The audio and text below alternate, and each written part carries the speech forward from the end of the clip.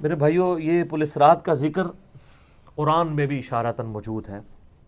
سورہ مریم کے اندر آپ کو 71 نمبر آیت مل جائے گی، پارہ نمبر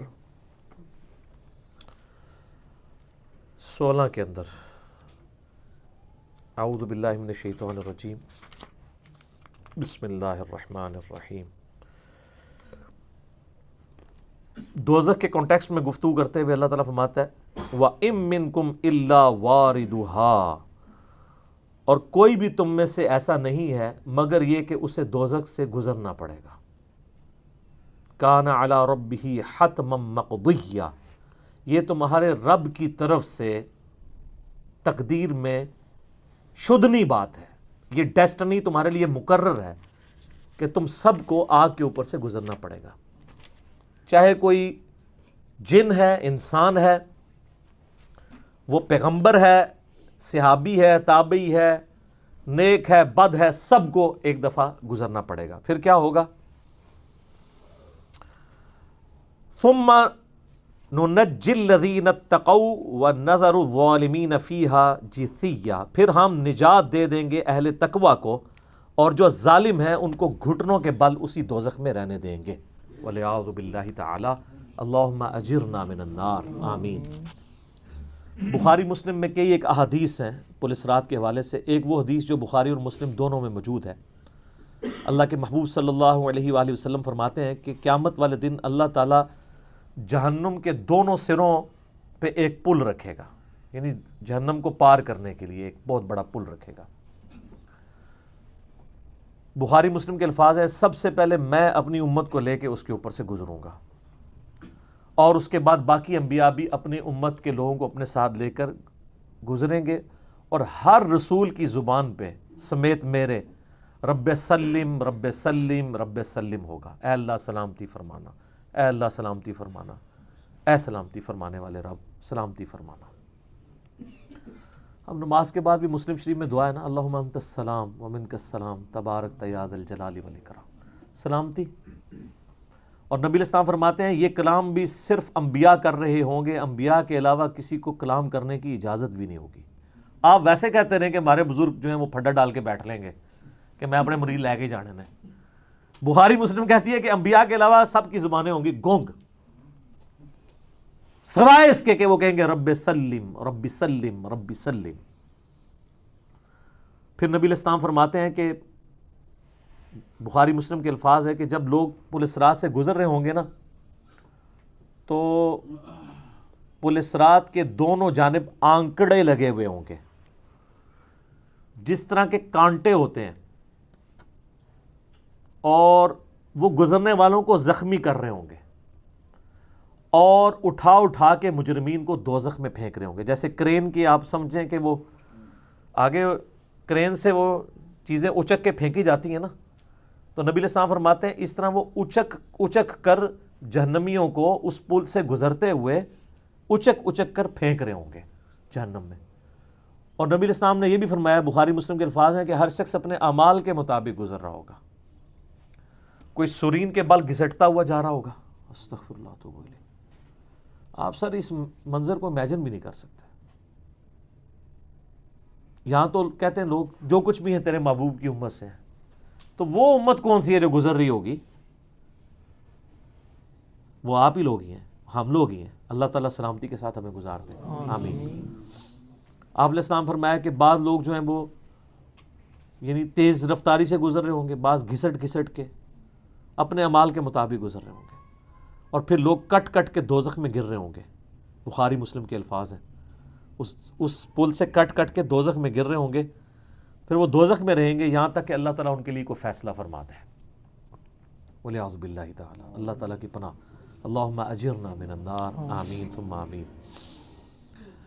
صحیح مسلم میں ایک حدیث ہے، ابو سعید خدری کہتے ہیں کہ ہمیں یہ بات بھی پہنچی ہے کہ وہ پل جو ہے وہ تلوار کی دھار سے زیادہ تیز اور بال سے زیادہ باریک ہوگا۔ یہ الفاظ بالکل صحیح ہیں صحیح مسلم کے اندر۔ تو اس پل سے تو کوئی بندہ مہارت کے ساتھ بھی نہیں گزر سکتا، کوئی چائنی بھی نہیں گزر سکتا۔ وہ جو تو یہ اس کے اوپر سے گزرنا ایک معجزے والا معاملہ ہی ہوگا جس کو اللہ تعالیٰ نجات دے گا۔ اور یہ جو میں نے آیت پڑھی نا سورہ المریم کی آیت نمبر 71، اس کے کانٹیکسٹ میں کتاب التفسیر چیپٹر میں امام ترمذی اسی آیت کو ہیڈنگ بنا کے نا اس کے نیچے ایک حدیث لے کے آئے ہیں. یعنی یہ جو میں نے کہا نا قرآن میں پل اسرات کا ذکر ہے، امام ترمذی کا بھی یہی فہم ہے. انہوں نے اس آیت کی ہیڈنگ بنا کے جامع ترمذی میں حدیث لی ہے بالکل صحیح سند کے ساتھ پل اسرات کے حوالے سے، کہ نبی صلی اللہ علیہ وآلہ وسلم نے ارشاد فرمایا کہ یہ پل اسرات جہنم پہ رکھا ہوا ایک پل ہے جس پر سے لوگوں کو گزرنا پڑے گا اور ہر شخص اپنے اعمال کے مطابق گزرے گا. بعض لوگ بجلی کسی تیزی سے گزر جائیں گے، جیسے آسمان سے ایسے بجلی کڑک کے نیچے پتہ ہی نہیں لگا ود ان سیکنڈس. بعض ہوا کی تیزی سے گزریں گے جو اس سے کم نیک ہوں گے. بعض گھوڑ سوار یا اونٹ سوار کسی تیزی سے گزریں گے، بعض بھاگتے ہوئے گزر جائیں گے، اور بعض جو ہیں وہ پیدل چلتے ہوئے، اور بعض سرین کے بل گھسٹتے ہوئے. سر اتنا لمبا پل، پتہ نہیں کتنی مسافت ہے. بلکہ بخاری مسلم میں الفاظ ہیں، نبی علیہ السلام فرمایا کہ اس پل کی لمبائی اللہ ہی بہتر جانتا ہے، مجھے نہیں پتا کتنی ہے. ہائے ہائے ہائے ہائے. اور بعض ایسے ہوں گے جو کٹ کٹ کے پھر دوزخ میں گر رہے ہوں گے، اور ان کا معاملہ پھر بعد میں اللہ تعالیٰ طے کرے گا کہ ان کے ساتھ کیا کرنا ہے. استغفر اللہ.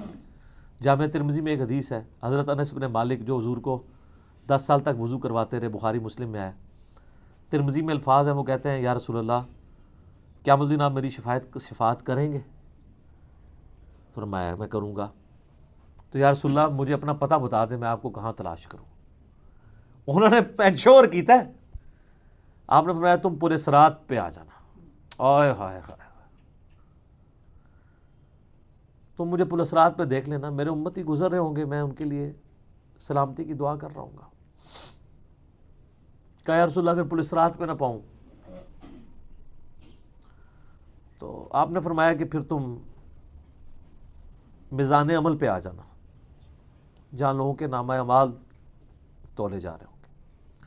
نبی علیہ السلام کا نامہ اعمال نہیں تول رہا ہوگا، آپ کو تو اللہ نے امن دے دیا نا، انا فتحنا لک فتحا مبینا.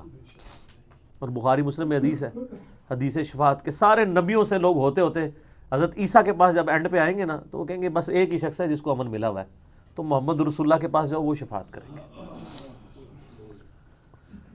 تو آپ علیہ السلام اپنی امت کی خاطر ہی یعنی میزان عمل پہ تکلیف کاٹ رہے ہوں گے. کہا یا رسول اللہ میزان عمل پہ بھی نہ پاؤں تو کہاں جاؤں؟ فرمایا پھر تم حوض کوثر پہ آ جانا، میں وہاں پہ اپنے امتیوں کو مشروب پلا رہا ہوں گا. بخاری مسلم میں درجنوں احادیث ہیں، آسمان کے ستاروں کے برابر اس کے برتن ہیں، اور جو ایک بار پیے گا وہ کبھی پیاسا نہیں ہوگا. جنت میں لوگ مشروب لذت کے لیے پیئیں گے، پیاس کی وجہ سے نہیں پیئیں گے. ان کا یا رسول اللہ اگر آپ مجھے پل صراط پہ بھی نہ ملے، میزان عمل پہ بھی نہ ملے، اور آپ صلی اللہ علیہ وآلہ وسلم حوض کوثر پہ بھی مجھے نہ ملے، تو پھر میں آپ کو کہاں تلاش کروں؟ آپ فرمایا تم مجھے تلاش کرنا، میں ان 3 میں سے کسی ایک جگہ پہ ہوں گا. تو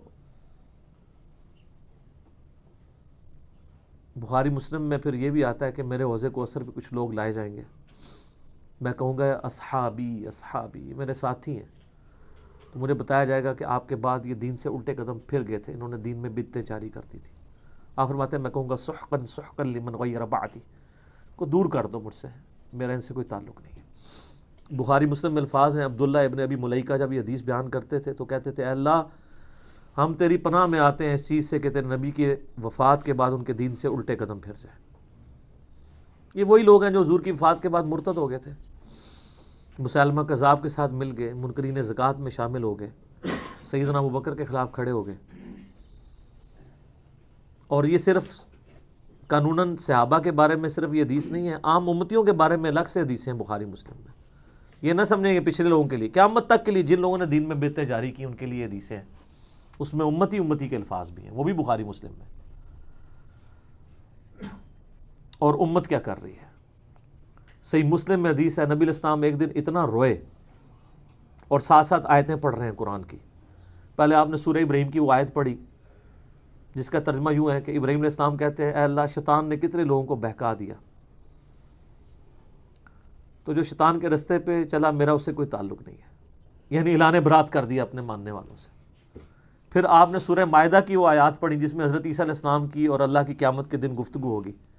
اس میں عیسیٰ ابن مریم کہیں گے اے اللہ جب تک میں ان میں موجود تھا میں ان پر گواہ تھا، جب تو نے مجھے اٹھا لیا پھر تو اور تیرا ان کا تیری مرضی، ان کو عذاب دے یا چھوڑ دے، اعلان برات۔ پھر حضور نے کہا کہ یا اللہ ابراہیم نے بھی اپنی امت سے اعلان برات کر دیا، عیسیٰ نے بھی کر دیا، لیکن میں کہتا ہوں میری امت، میری امت۔ آئے ہائے ہائے، صحیح مسلم کے الفاظ ہیں، حضرت جبرائیل علیہ السلام آئے اور کہا کہ اللہ نے مجھے آپ کی طرف بھیجا ہے اور کہا کہ میرے محبوب سے پوچھو کہ اس کو وہ کون سی چیز ہے جو غم زدہ کر رہی ہے، حالانکہ اللہ کو سب کچھ پتا تھا۔ تو آپ نے فرمایا میری امت۔ تو جبرائیل علیہ السلام نے پھر اللہ کی طرف سے بشارت دی کہ نبی علیہ السلام کو کہ اللہ تعالیٰ فرماتا ہے کہ اے نبی آپ غم زدہ نہ ہو، ہم آپ کو آپ کی امت کے معاملے میں قیامت والے دن رسوا نہیں کریں گے۔ تو سبحان اللہ تو ہم پڑھتے ہیں، لیکن ہمارے ایسے کرتوت نہ ہو کہ سحقن سحقن لمن غیر آبادی نہ ہو جائے کہیں، سحقن سحقن لمن بدل آبادی نہ ہو جائے کہیں، یہ بھی تو چانسز ہے۔ استغفر اللہ واتوب الیہ۔ نبی علیہ السلام نے تو اپنی محبت کا حق ادا کر دیا، اور مسلم شریف میں حدیث ہے قیامت کا دن وہ ہے کہ جب ابراہیم علیہ السلام بھی میری طرف متوجہ ہوں گے، جس دن کوئی بھی اللہ کی بارگاہ میں کلام کرنے والا نہیں ہوگا، میں ابراہیم علیہ السلام کی سفارش بھی میں کروں گا۔ حضور کی سفارش کے بعد انبیاء کو بولنے کا موقع ملے گا۔ اسی پہ وہ اعلیٰ حضرت کا شعر ہے نا، وہ جہنم میں گرا ان سے جو مستغنی ہوا، ہے خلیل اللہ کو حاجت رسول اللہ کی۔ بل ہم شعر کہہ سکتے ہیں، ہم محبت کے لیے نعرے مار سکتے ہیں، لیکن نبی علیہ السلام نے جو امت کو تعلیمات دی تھیں حجۃ الوداع کے موقع پر، غدیر خم کے موقع کے اوپر، امت نے کسی ایک وصیت کا بھی پاس نہیں کیا۔ اب یہ ایک دردناک ٹاپک ہے، جتنی مرضی بات کی جائے نہ ختم ہونے والی ہے۔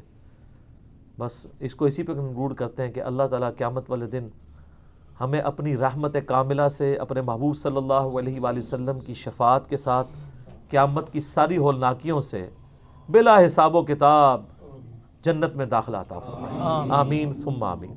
ٹھیک ہو گیا۔